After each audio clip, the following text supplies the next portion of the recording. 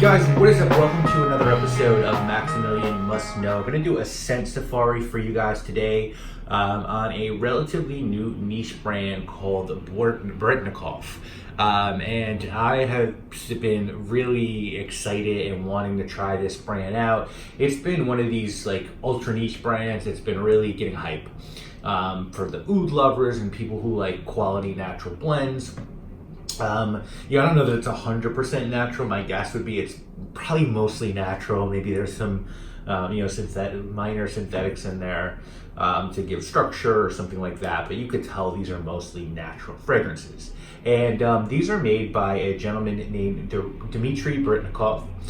He is an architect and a distiller of essential oils. So that profile sort of right away reminded me of Russian Adam.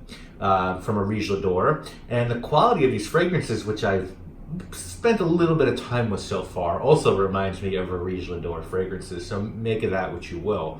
Now, these are rare, limited offerings, so I feel very lucky that I was able to get my hands on some samples from Dimitri, so thank you very much. He sent me this little discovery kit. Comes with the velvet box, some samples, and a card letting you know the notes on each perfume. And there's 3. This is the second collection, I believe. Both collections are available on Lucky Scent, and I think there's still some bottles available from the first collection. Each collection has 3 fragrances. So we're going to briefly go through the 3 that I've been able to check out. Let's get into it. The first one is called L'Or Exquise. And the notes on this are bergamot, neroli, cardamom, champaca leaf, jasmine, attar motia, cedar cacao, clove, camphor, nagramotha, which I believe is cypriot oil, myrrh, Vietnamese oud roots, Indonesian oud, styrax, tolu balsam, and ambergris. $300 for a 50 ml of this on Lucky Scent, and this is an extrait de parfum. And so I like all of these very much. This is my favorite. I'll tell you that right off the bat. Again, all good. This is my favorite. This is really good. This is like, so there's some oud funkiness in here and definitely florals. There's a lot of florals in these. So definitely there's a little bit of oud funkiness. Probably the Vietnamese oud. But it's so well balanced by the cocoa in this and the clove. So it's almost got like this cigar box quality, if you will. There's a fragrance I really enjoy called Cosé by Parfumerie Generale. And that has this sort of cigar box vibe to it as well. But this has sort of that with this really nice like nuance and depth, right? There's oud in here. There's beautiful jasmine. There's a nice blend of resins with the tolu balsam and the styrax, and there's a wonderful ambergris base here. So this is really lovely, very wearable.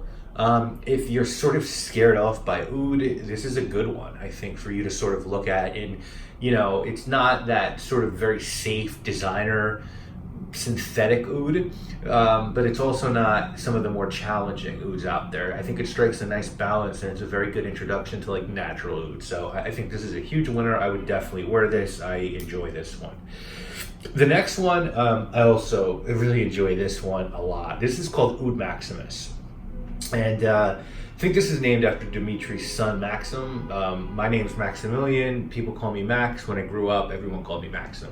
So, I don't know. I feel an affinity towards this one, I guess. And the notes on Oud Maximus are bergamot, sweet orange, pink pepper, jasmine sambac, cardamom, rose de mai, Himalayan rose, Indian rose, hybrid rose, attar gulab, magnolia, frangipani, clove, tonka bean, Indian oud roots, oud purple, kochang, oud from Sri Lanka, birch tar, tolu balsam, vanilla, deer musk, and civet.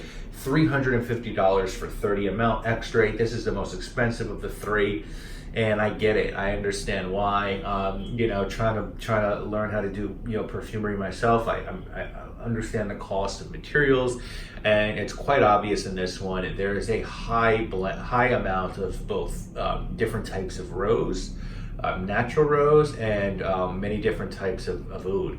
And that's what this is. This is like an exquisite rose and oud blend with a lot of other things going on. And what is really cool about this one, and why I think this is different from your typical sort of I guess high-end natural oud fragrances, this is a brightness to it that's very, very cool. The mandarin, or sorry, the sweet orange and the bergamot give this a brightness. So I'm smelling this one, and it goes from like this stark, exotic oud to something very sweet and bright and fruity. It's just a heavenly, it's just a great blend. I mean, this is just such a wonderful blend of the materials. It's also wearable. It's got some of that oud funkiness to it. So, you know, if you're put off by like funky oud, you know, this one you want to sample before you probably pick it up. I think with any like expensive fragrance, it's better for you to sample it before you go and buy a bottle. You know, anything that's like $150, even $200, you don't want to just blind buy that unless you have the money to do so.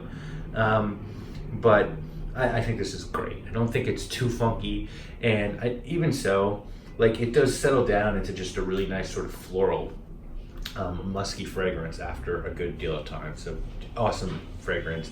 And then the last one, Vetiver Nocturne. And this one, a little bit, I guess, more approachable of the three, perhaps. Bergamot, neroli, frangipani, cardamom, champaka leaf, jasmine, oak moss, vetiver, recluse, myrrh, sandal 100K, Indian sandalwood, sandal infusion, oud trot, and ambergris. $330 for 50 ml extrait de parfum. And this one is like, so the vetiver name here definitely like threw me off, I guess, because there's vetiver here for sure, but this to me is way more floral than a straight vetiver fragrance, right? So if you're looking for like vetiver extraordinaire, or like a Guerlain vetiver, or something where vetiver's just punching you in the face, you're not gonna really find that here. To me, I get a lot more champaka, frangipani. There's a big dose of jasmine in here, and then there's like a nice sort of very green, friendly vetiver, sort of hiding under those florals. And then there's a certainly woody, authentic, creamy sandalwood base here. So it's nice. It's very good. Definitely get some authentic ambergris in here as well. I think of the three, this is the one I don't want to say I like the least, because I think these are all masterpieces when you actually think about the work that goes into these.